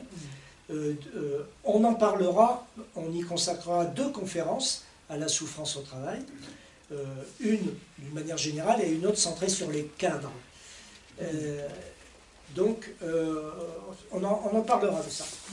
Donc, c'est revenir à ce que disait monsieur. Sur l'évolution du sens du travail, il y a un article qui vient de sortir cette semaine dans Telos, et qui ne reprend pas cette idée d'une évolution très brutale. Statistiquement, c'est pas très marqué. Ça existe. Effectivement, il y a une accélération avec la pandémie. Mais ce qu'on dit trop souvent, c'est les jeunes ont perdu le sens du travail, etc. Apparemment, c'est complètement faux. Moi, je pense aussi que c'est faux, mais... Il y a une évolution, mais elle est très lente et elle est statistiquement peu significative. La significativité de la différence s'exprime surtout dans la différence de la nature du travail, c'est-à-dire dans les catégories sociales. Oui. Mais ce qu'il y a aussi, c'est ce que disait monsieur, là, il posait le problème qu'il a l'impression que lui, ces générations, vos générations, elles sont plus attirées par les amis, bon, ça c'est un discours qu'on a eu nous aussi, qu'on a entendu quand on était jeunes. Mais les stats montrent que c'est pas vrai. Mais moi je pense que, maintenant vous allez nous dire, mais je pense qu'il y a aussi dans cette envie d'oublier un peu tout ça, le travail, c'est que il me semble que c'est le parcours du combattant aujourd'hui pour arriver à avoir une formation qui représente pour un jeune, un autre, quelque chose qui leur parle, quoi. Et donc ça doit être très stressant. Et je pense que nos générations, on avait moins ces épées de Damoclès. Si on ratait l'entrée, je sais pas, dans un BTS ou je sais pas quoi, c'était la fin du monde, quoi. Je trouve qu'on avait plus de possibilités de se creuser un truc au boulot, même si on n'avait pas... alors que c'est quand même balisé, je ne sais pas ce que mais vous en pensez. on a dévalorisé le travail. Parce qu'il y a une petite anecdote sur Facebook, là, il y a un petit dessin qui est sympa. Il y a une maman avec son enfant qui dit « Travaille bien à l'école, autrement tu seras caissier ou caissière. Et la fille, elle dit « J'ai bac plus 5 ». C'est libre. Pourquoi je dis ça? C'est que on fait des études, on fait des efforts, et on se retrouve à être serveur dans un restaurant, livreur. Il y a un vrai problème. On entre de plus en plus tard sur le marché du La référence que je vous donne, c'est la valeur travail des Quintel. C'est dans Telos, c'est un article de Olivier Galland qui date du 15 janvier 2024. Dans quel journal? Telos. C'est quoi ça? Je ne connais pas. C'est une revue en ligne, hein, je ne sais pas bien. D'accord. Alors, je vais aborder un dernier thème sur le travail. Décline-t-elle? D'accord. Avant ça, je vous indique tout de suite que nous nous sommes très sensiblement éloignés du texte, mais c'est comme d'habitude, hein, comme d'habitude. Et donc, pour avoir une vue totale de la conférence, il faut aller sur la trace écrite. Ou bien bien sûr, on peut aller aussi, ça n'exclut pas d'aller sur la trace vidéo, mais seule la trace écrite contient tous les thèmes qui avaient été prévus. Donc là, on va aborder un dernier... Oui. Explique comment on peut accéder à la trace écrite. Oui, bien sûr. Alors, comment accède-t-on à la trace écrite? Vous allez sur le site des Amis de la Liberté et vous cliquez le cartouche blog de Daniel Amédro, qui est tout à fait en bas à gauche. Blog de Daniel Amédro. Quand vous êtes là, vous déroulez un peu et vous allez tomber sur la liste des conférences depuis 3 ans. Et chaque fois que les conférences ont été données, vous avez le lien vers la trace vidéo et vers la trace écrite. Donc, voilà, c'est tout simple. Vous avez le PDF de la conférence. Et j'insiste quand même un petit peu parce qu'il y a certaines conférences où je zappe carrément des parties entières.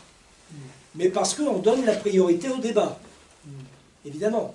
Et donc chaque fois que le débat... Mais c'est quand même bien mieux que le débat se développe. Et de toute façon, vous avez la trace écrite. Il n'y a pas de souci. Donc le dernier thème, quand même, que je veux aborder, c'est la question du chômage. C'est un peu lié à ce qu'on disait d'ailleurs, hein, évidemment, sur le sens de la vie. On peut pas, c'est difficile de ne pas parler du chômage quand on parle du travail. L'exclusion du travail, elle est vécue comme une situation éventuellement dégradante, humiliante, etc. etc. Évidemment, vous voyez bien ce que je veux dire. On est privé de revenus, donc le mode de vie qui va derrière, etc. On est privé de possibilités de réalisation personnelle, on revient à ce que nous disions, et aussi privé de possibilités ou d'une certaine légitimité pour réclamer notre part du gâteau, puisque nous ne participons plus à la création des richesses. Comme les retraités. Comme les retraités, et c'est pour ça que Hugues disait tout à l'heure que lui, le mot retraité, ça le gêne un peu. C'est dans des marxistes. Ça le gêne un peu. Dans beaucoup de pays, c'est pensionnaire. Hein. Dans Bernard beaucoup de Friot pays... ne veut pas entendre parler du mot retraité. Hein. Ça n'existe pas. Bon, il y a des pays, notamment pareil l'Australie, où on considère justement qu'on doit mettre en place un système qui permet à ceux qui accèdent à l'âge de la retraite de continuer à avoir une activité partielle. mais Il ça, a c'est envie. différent. Pardon? S'il a envie. Et s'il a la Oui, santé, mais bien activité sûr. partielle, Non, c'est pas obligatoire. chez nous aussi, Non, non, il y a c'est pas. des retraités qui Mais travaillent. nous sommes dans un pays où quand les gens sont en capacité de travailler encore, c'est le cas des universités par exemple, à 67 ans, par exemple pour les professeurs d'université, on leur dit Niet, terminé. niet, c'est fini, vous n'avez même plus le droit d'enseigner. Du coup, comme ce sont parfois des grosses pointures, ils vont travailler dans les universités américaines. Bien sûr. Où ils peuvent travailler plus longtemps. Alors c'est bizarre quand même comme système parce que c'est vrai qu'il y a un certain nombre de gens qui sont encore productifs sur le plan social, sur le plan intellectuel, qui aimeraient continuer à travailler et on leur interdit de le faire. Alors attention. Attention. Est-ce que le fait de maintenir ces gens-là va faire qu'on supprime des emplois? C'est une question à voir. Bien sûr. Bon, là, c'est un sujet évidemment un petit peu, disons, une question chaude, hein, évidemment. Peut-être que les jeunes ont une appréhension de cette question, les chômeurs aussi, etc. Bon, je réponds sur les universitaires. C'est vrai, ça, c'est un exemple très spécial. Oui, mais enfin, c'est pas une bonne chose de maintenir les gens jusqu'à 80 ans. Hein. Par bah exemple, Mais à là, c'est Cannes, volontaire. non, mais même volontaire. Madame disait, Oui, mais puis volontaire, même, ça pour les occupe des promotions dans les postes, universités des ça jeunes, empêche des sont jeunes recommandés, de non? venir à l'emploi. Il faut être net, clair et précis. Donc ça, c'est aussi le système capitaliste qui promeut cette image que ce serait bien, hein, on nous met dans la tête de pouvoir continuer jusqu'à... À Cannes, il y a un dermato qui a 92 ans. Je ne sais pas si c'est une bonne chose. Hein, Ah oui, parce bien que sûr. moi, je ne vais pas. Mais en Mais tout c'est cas, vrai. sans rentrer dans l'argumentation de Jacqueline, qui est quand même imparable, mais sans rentrer là-dedans, que je sache, les retraités ont le droit d'avoir une petite activité. C'est une activité de cours. Il ne Tout faut pas court. qu'elle soit supérieure au Ouais. dernier salaire perçu. D'accord. Non, moi je prends mon exemple. Il y a une période, on ne pouvait pas avoir une activité, alors encore moins ceux qui sortaient de la fonction publique. Ils n'avaient pas le droit de travailler. Aujourd'hui, avec ce statut d'auto-entrepreneur, on a le droit de travailler. Il ne faut pas dépasser 38 000 euros de chiffre d'affaires dans l'année, si on ne vend que sa force de travail. Voilà. Bon, si on intervient, on fournit de la marchandise, c'est un autre calcul. Donc ça permet, mais l'avantage pour un retraité, l'avantage c'est qu'on s'organise comme on veut, on ne travaille pas à temps plein. C'est rare, je sais. Mais on a moins de contraintes. Moi je vous donne un exemple. Hier j'ai fait la journée chantier. J'ai des journées comme ça. Quand l'entrepreneur me dit on va visiter le chantier pour faire le devis, je dis tu me prends 10 heures, pas 7 heures. Et quand j'étais entrepreneur moi-même, c'est vrai que j'allais sur le chantier souvent dans les ouvriers à 7 heures du matin. Oui. Aujourd'hui, je veux quand même respirer. Bien sûr. Voilà. Oui, oui. Mais il ne faut pas que ça donne, un élément pour, par exemple, un argument pour reculer l'âge de la retraite. Faire pression. Voilà, il faut faire très attention à ça, c'est de ne pas empêcher, mais de toute façon personne ne les empêche, ça a toujours été le cas, les retraités peuvent encore travailler s'ils veulent. Il y a énormément de retraités, il faut savoir à l'heure actuelle, qui travaillent parce que leur pension est trop petite. Oui, hein, bien sûr. voilà.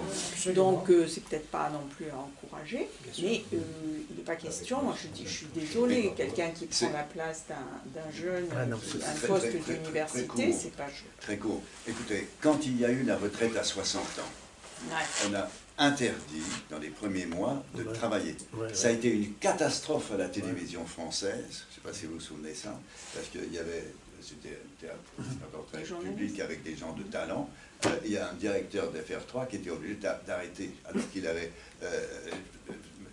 il fait partie, et il a été remplacé par un jeune qui n'avait pas de métier, et ça a été la catastrophe.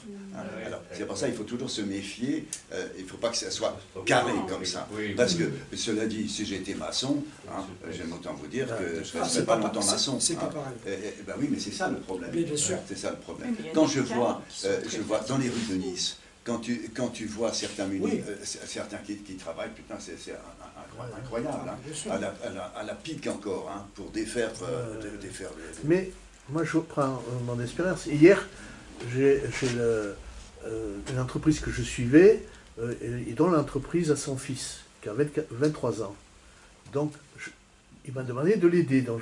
Et par contre, j'ai d'autres artisans, des jeunes que j'ai formés, moi, dans mon entreprise, que j'aide aussi. J'aide aussi administrativement, parce qu'ils sont beaucoup plus rentables sur les chantiers que de passer du temps sur l'ordinateur, faire déclaration à l'URSSAF, les devis, etc.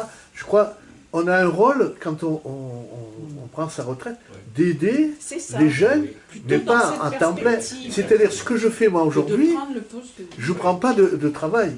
Je veux dire, au contraire, je conseille, par exemple, l'année dernière, alors là, je ne me sens plus, parce que je sens quand même là, j'arrive, la vieillesse arrivée, mais l'année dernière, j'ai quand même posé 80 mètres carrés de panneaux solaires, et j'ai coffré un escalier car tournant, parce qu'aujourd'hui, il y a plein de maçons qui ne savent pas coffrer, plein d'entreprises. On m'appelle pour dire comment tu fais. Il y a des petites astuces que les anciennes m'ont appris. Donc je peux donner, voilà, mais je ne prends pas la place de quelqu'un. C'est ça. Donc là, on voit bien on voit très bien qu'il y a une gestion capitaliste, comment dire, tournée vers le profit et de lutte des classes, hein, de guerre des classes. Il y a une gestion capitaliste de cette affaire, et il y a une gestion humaine, populaire, du même problème pour aider des gens, etc., et pour ne pas prendre des emplois, etc. Bon, on arrête. Juste une citation. Moi, je connais un professeur d'université, pourtant bien à droite, qui a arrêté à l'époque où la retraite était encore à 62 ans, parce qu'il en avait assez et était exténué. Hein. Ceci dit, voilà. Et aussi en raison de dégradation de l'ambiance de travail. Non, aussi. Voilà, donc il ne faut pas en faire une généralité. Non, pas du tout. Moi, je reviens un petit peu sur ce que j'ai dit là. En fait, je pense aussi qu'il ne faut pas imaginer, parce que ça c'est aussi un leurre qui nous est servi, que le fait d'envoyer des gens, pas seulement à l'âge de la retraite, mais bien avant, hors du système du travail, ça libère des places pour les jeunes. Je pense qu'il faut faire une étude là-dessus. Parce que c'est pas évident, et quand on voit des gens qui sont non pas à l'âge de la retraite, il n'est pas question bien sûr de retarder l'âge de la retraite en disant qu'il faut continuer à faire travailler les gens. C'est pas ça le problème. C'est de trouver effectivement de l'emploi pour les jeunes et également pour les gens qui sont en fin de carrière, dont on dit souvent on n'a qu'à les virer, d'abord parce que surtout on les paiera moins cher les jeunes. Exactement. Est-ce que vraiment c'est ça qui va créer des emplois pour les jeunes? Non, parce que pour avoir étudié ces questions dans une autre vie et il y a des dizaines d'années, mais comment dire, les emplois dans une usine, dans une entreprise, on ne dit pas comme ça les emplois dans l'usine ou dans l'entreprise. C'est quelque chose qui est vivant. Il y a une démographie des emplois, il y a d'abord, avant ça même, il y a une structure des emplois, par spécialité, ceci, cela, etc., par grade, chacun a son vocabulaire particulier. Bon. Et pour chacune de ces positions dans le système des emplois, il y a une démographie. Il y a des emplois dans les entreprises dont on dit, dont les chefs d'entreprise vont vous dire, ça, c'est un emploi crucial pour moi parce que il est au carrefour de plusieurs possibilités de poursuite de carrière. Un exemple très éclairant et qui existe peut-être plus tout à fait sous cette forme-là, vu les progrès techniques, mais c'est l'emploi de menuisier. Dans les entreprises du BTP, ce que je vais dire s'applique disons, il y a 30-40 ans, dans les entreprises du BTP, il y a 40 ans, les patrons disaient « Attention, les menuisiers, je les bichonne ». Pourquoi? Parce qu'un menuisier peut devenir un plâtrier. Il peut devenir un poseur de cloisons plaquistes, menuisier plaquiste, etc. Avec un petit effort, il peut aussi devenir un électricien. Il faut un petit effort, parce que l'électricien, c'est pas du coton. Bon, mais il peut le devenir. S'il a envie, il peut. Le patron, s'il tient au mec, il va lui payer sa formation. Bon, et le menuisier se retrouve être un emploi stratégique. Et ça veut dire quoi? Ça veut dire que si on met dehors ce gars-là par une mesure administrative, etc., il ne va pas être remplacé du jour au lendemain. Hein. Ça, sûrement pas. Parce que le patron, il va galérer pour trouver quelqu'un qui ait un cursus ad hoc, etc. Bon, voilà. Il y a des emplois de début de filière et des emplois de fin de filière. Il y a des emplois dont la moyenne d'âge, elle est structurellement, dans certaines entreprises, au-delà de 45-50 ans. Et c'est normal, parce que ce sont des gens qui sont passés par... qui ont accumulé de l'expérience dans 3 ou 4 postes, et puis voilà, ils arrivent à ce poste XY, voilà. Donc ça, effectivement, et ça milite pour donner des pouvoirs de débat, d'échange, de décision au terrain, pour par exemple donner des conférer des attributions dans ce domaine aux syndicats, dans le cadre du conseil d'administration ou bien dans le cadre des CHSCT pour ce qui est des conditions de travail, etc., ou de la souffrance au travail, CHSCT, conditions de travail. Donc ça milite pour ça, mais nous prenons le chemin exactement inverse. Exactement inverse. Mais là, aujourd'hui, vous avez des entreprises du bâtiment qui avaient 20, 30, 40, 50 salariés. Là, ils ont une dizaine, c'est les plus compétents, les ouvriers. Et après, ils sous-traitent. Et il y a aussi, en sous-traitance, les auto-entrepreneurs. Et je vais vous expliquer, certains, surtout les entreprises tunisiennes, ils embauchent des auto-entrepreneurs italiens, c'est-à-dire qui sont à l'origine sans papier, moldaves, tunisiens, etc. Mais en Italie, si vous vous mettez auto-entrepreneur, on vous donne un visa de séjour. Et vous avez le droit de travailler dans tous les pays d'Europe pendant 6 mois. Donc ce que font certains, et ils sont moins bien payés qu'ici. Et l'autre aspect, ça je n'ai pas pu le savoir, parce que je regarde aussi la trésorerie des entreprises, etc. Logiquement, 6 mois en France, ils doivent payer l'URSSAF dans leur pays d'origine. Mais ça, surtout l'Italie avec la mafia, on n'en est pas sûr. Hein. Voilà, donc, et ça se passe aujourd'hui. D'accord. Avant, il y avait les entreprises qui avaient vraiment 50, 60 salariés fixes. Ça oblige aussi d'avoir des comités d'entreprise. Ça oblige d'avoir des comités d'entreprise, des délégués, etc. Là, le fait que c'est un petit, des permanents, une dizaine, et puis le reste, c'est tous des sous-traitants. Donc je conclus sur le thème du chômage. Le thème du chômage va me servir de conclusion vu l'heure. Ce que je veux dire sur le chômage, c'est essentiellement l'idée que les chômeurs, c'est, comment il dit Marx, l'armée industrielle de réserve, le capital. Et voilà. Livre 1, l'armée industrielle de réserve. Donc l'idée c'est que le chômage, que je vais l'exprimer autrement, c'est une construction sociale. Il faut refuser l'idée que qu'une personne qui est au chômage, ben, c'est bien fait pour elle. Oui, ou elle ne voudrait pas travailler. Ou qu'elle n'a pas envie de travailler. Donc Parce que il c'est faut le refuser, capital qui dit bien tient sûr, ce discours. il faut refuser cette C'est lui idée-là. qui l'organise. Non, le chômage c'est une construction sociale. On peut toujours me trouver des cas voilà, il y a des cas, on m'en trouve toujours.